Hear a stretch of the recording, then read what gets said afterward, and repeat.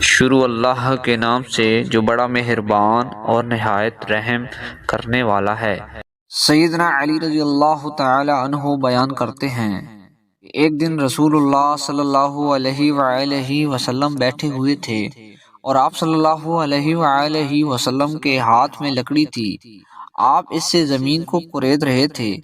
اتنے میں آپ صلی اللہ علیہ وآلہ وسلم نے سر مبارک اٹھایا اور فرمایا، تم میں سے ہر ایک کی منزل کا علم ہو چکا ہے کہ وہ جنت میں ہے یا جہنم میں۔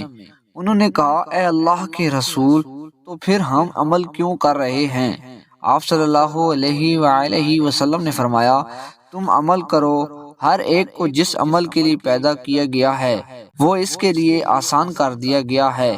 ارشاد باری تعالیٰ ہے، جس نے اللہ کی راہ میں دیا اور اپنے رب سے ڈرا اور نیک بات کی تصدیق کی تو ہم بھی اس کو آسان راستے کی سہولت دیں گے، لیکن جس نے بخیلی کی اور بے پرواہی برتی اور نیک بات کی تکذیب کی تو ہم بھی اسی کے لیے اس کی تنگی و مشکل کے سامان میسر کر دیں گے۔